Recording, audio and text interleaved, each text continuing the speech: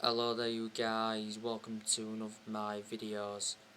Ole Gunnar Solskjaer's top 4 transfer targets. So, number 1, Sol Niguez. Now, Manchester United are leading the race to sign Sol Niguez. The representatives of Sol Niguez have headed to the UK to hold talks with Manchester United and Liverpool.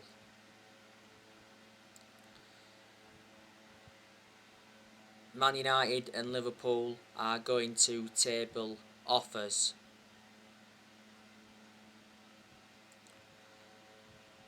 Atletico Madrid want between 35 million to 40 million for Niguez. We've identified Sol Niguez as a potential replacement for Paul Pogba. Sol Niguez has a gentleman's agreement in place with Atletico Madrid.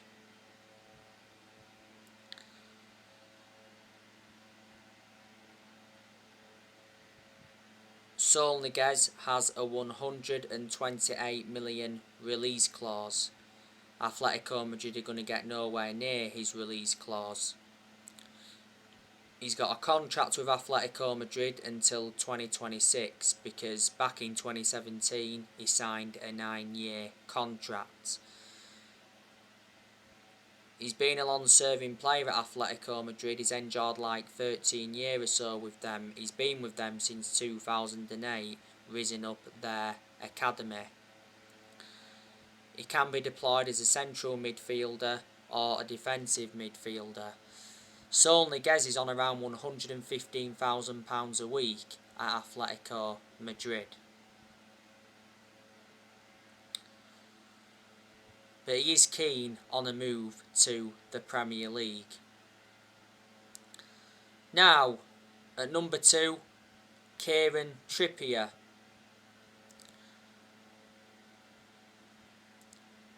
Atletico Madrid want 30 million for Trippier. Man United already have a Kieran Trippier transfer agreement. Trippier expects any Man United move to materialise towards the end of the transfer window. Don't forget, Trippier arranged for his family to relocate back to Manchester.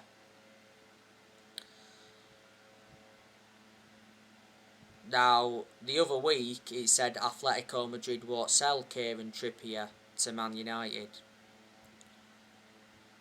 Just before that, Neil Custis from The Sun said that Manchester United were close to signing Kieran Trippier for £18 million. We've already had 2 offers rejected for Trippier, by the way. We went in for him in the January transfer window, but we called our interest because Trippier got banned by FIFA for 8 weeks for breaching betting rules.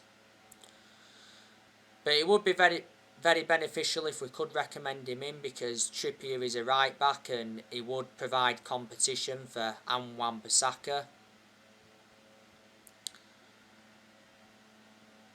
Plus, he's highly experienced and he's proven in the Premier League, which is also beneficial. Trippier's current contract at Atletico Madrid expires next year. Atletico Madrid paid £20 million for him from Tottenham back in 2019.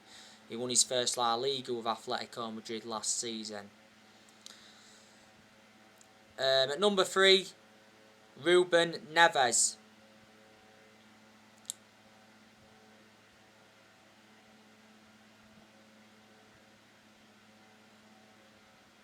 We have suffered a blow in our pursuit of Ruben Neves. Neves has hinted that he's made a decision on his future. He's called any talk of a transfer away. So I think he's very happy at Wolves, and he's revealed his excitement of working alongside Bruno Lage, who's Wolves' new head coach. Recent reports said though that Wolves are ready to sell Ruben Neves. Wolves will accept £35 million. Now it said Man United are leading Arsenal in the race to sign Neves. I'd certainly take Neves at Manchester United because he's proven in the Premier League, he's still young, he's got a lot of development in him, and I think if he came to Man United he'd replicate what he's done with Wolves because he's been sensational for Wolves. He's been at Wolves for 3 seasons. Wolves got him back in 2017 from Porto. Wolves paid £15.8 million. He's made 151 appearances in the Premier League for Wolves and he's got a contract with Wolves until 2024.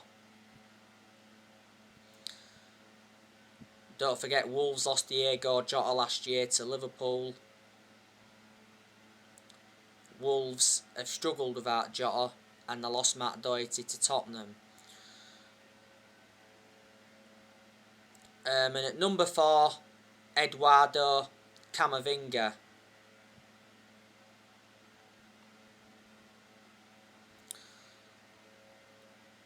Fabrizio Romano did recently say that Man United had direct contact with Eduardo Camavinga. Romano also said that Man United love him and were interested in him.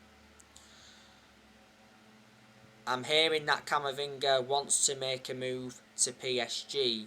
He did recently say we suffered a blow in our pursuit of Eduardo Camavinga because it said Camavinga's preference is a move to Spain over Manchester United. So yeah, they are Solskjaer's top 4 transfer targets. But Man United are enjoying a very good summer transfer window because Solskjaer is getting the players he wants to recommend in. And it's about time Solskjaer got the backing he deserves because he wasn't backed enough for such a long time. This summer transfer window is Solskjaer's 5th transfer window as permanent Man United manager.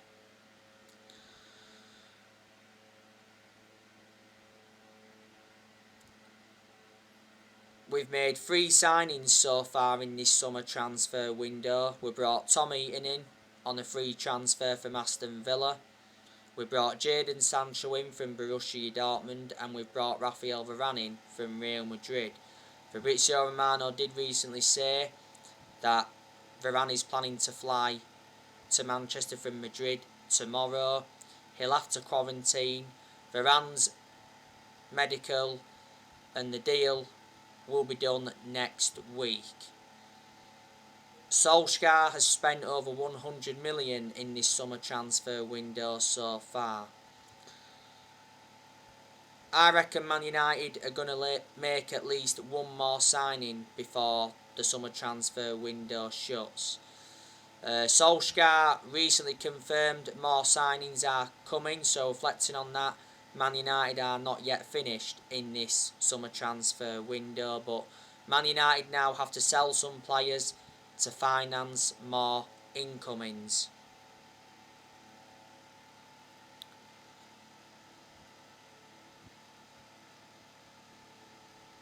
Solskjaer did say though that he wants to make around 4 signings in this summer transfer window. Before the summer transfer window opened, he said Solskjaer had been given a 150 million transfer budget to buy around 4 or 5 new players.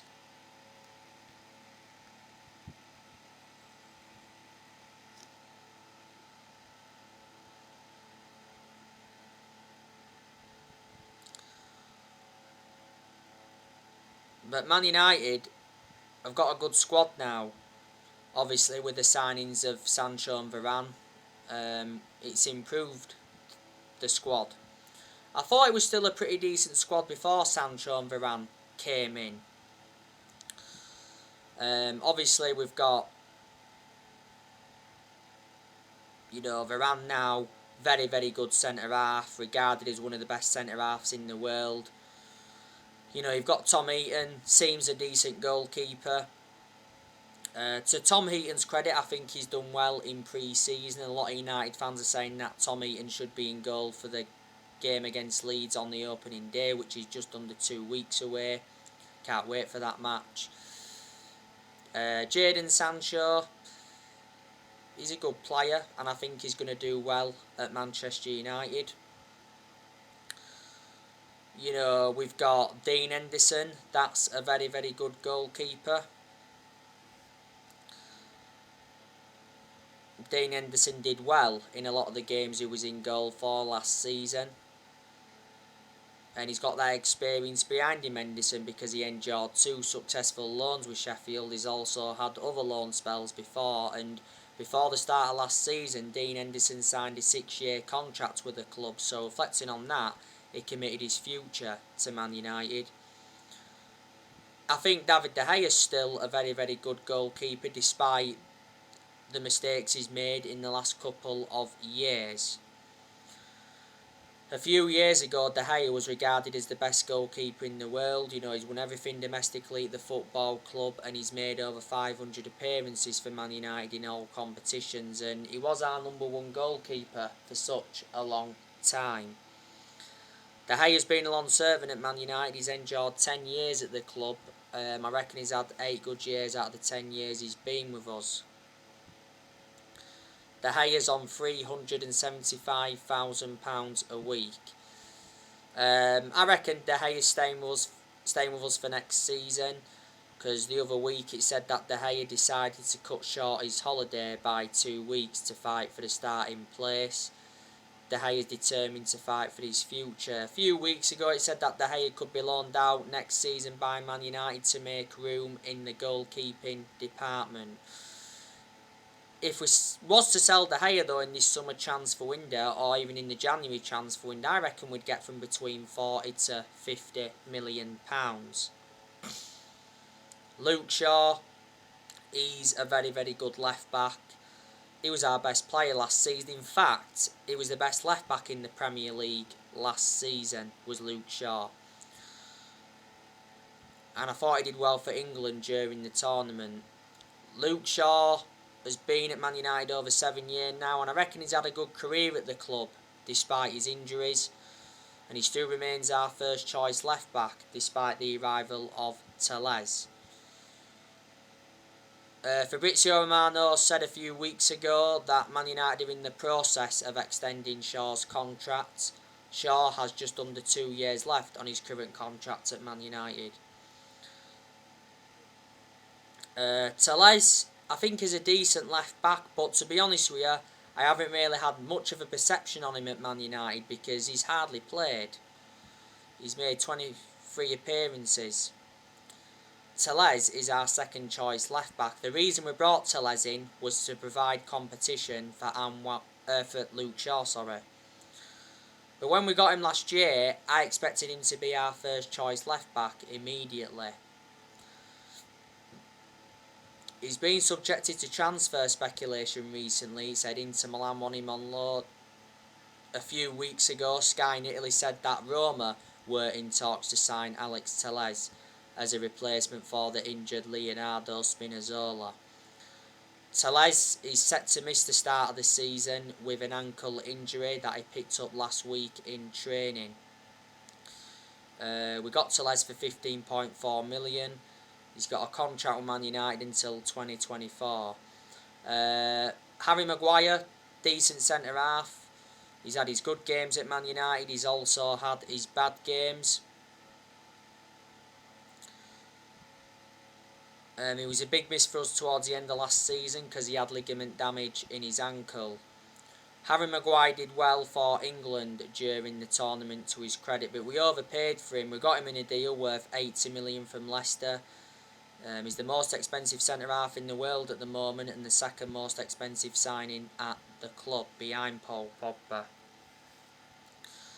I think Eric Bailly is a decent centre-half, but my element of concern about Eric Bailly is injury-prone, so in that aspect he is a liability.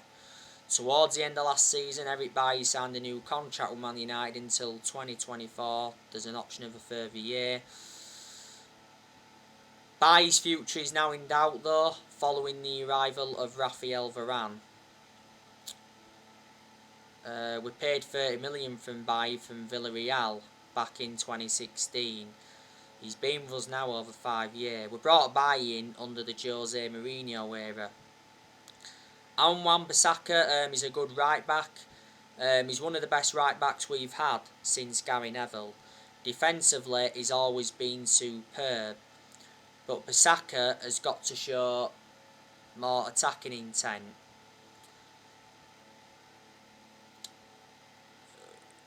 We got Wan-Bissaka for 50 million from Palace back in the summer of 2019. But I think he's got a long-term future at Man United.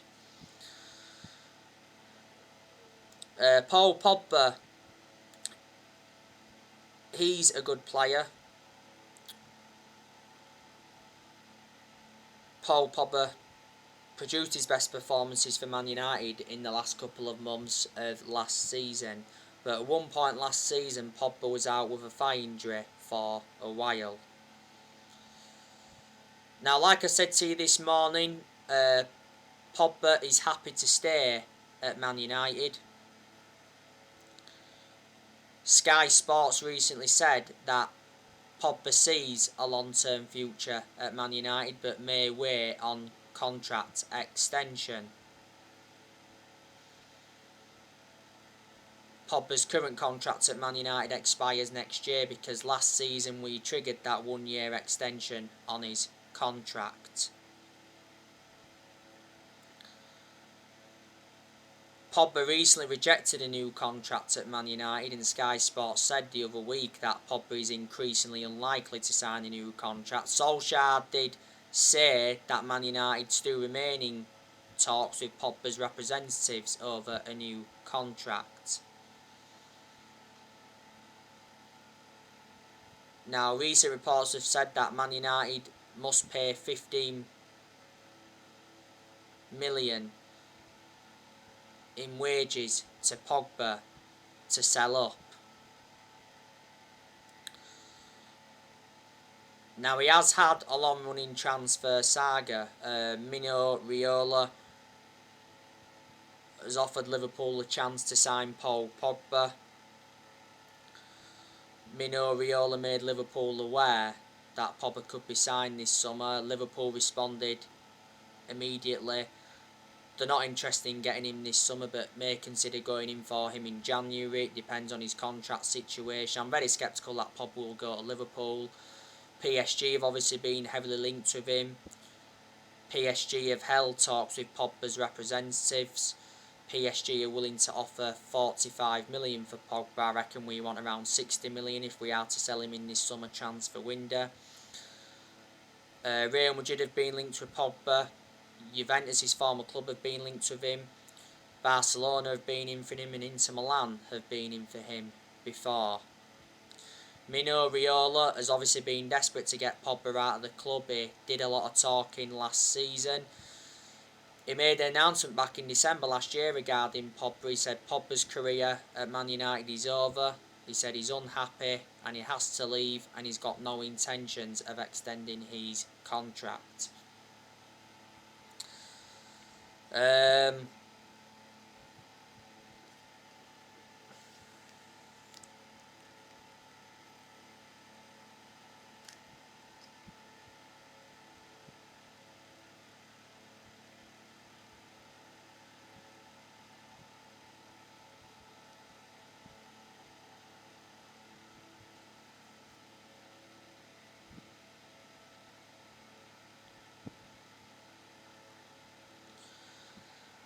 Scott McTominay, he's a decent player as well.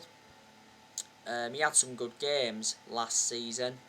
His best game by far last season was the 6-2 win against Leeds. You know, he made a difference in that game because he scored 2 goals.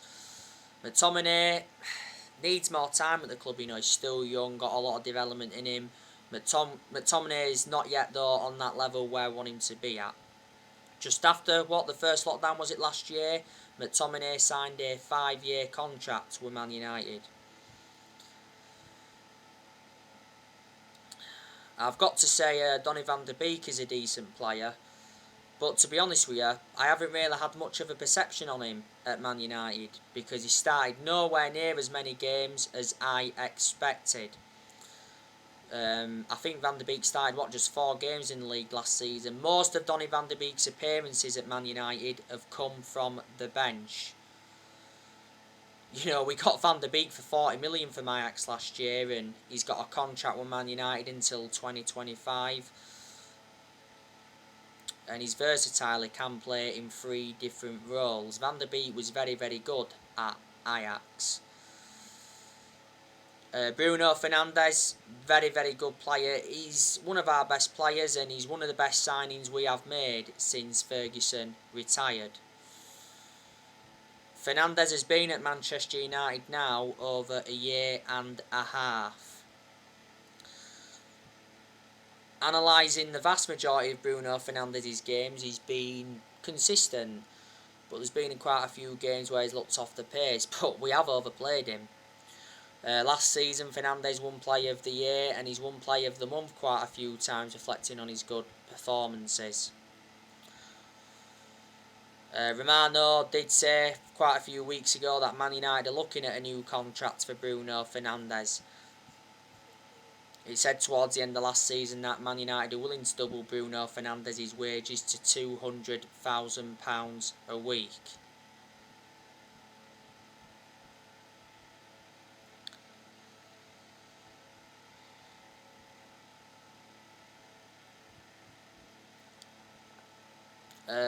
Mason Greenwood, he's been an absolute revelation since he broke into our senior squad, despite him going a long period without scoring.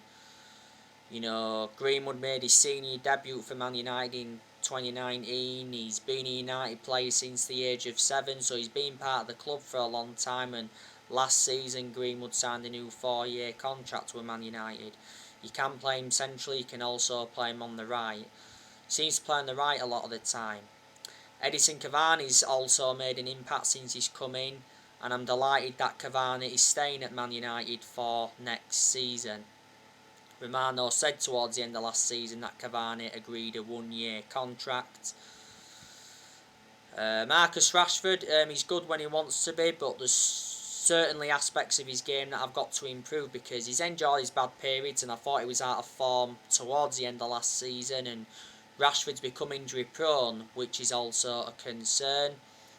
Man United recently confirmed that Rashford will have surgery on his shoulder. So Rashford is going to be out until October. He is going to be a big miss. So there you go. Analysing our squad now, it's good enough to finish in the top 4. I'd say if we can get 1 or 2 more signings in, it's probably good enough to win the Premier League.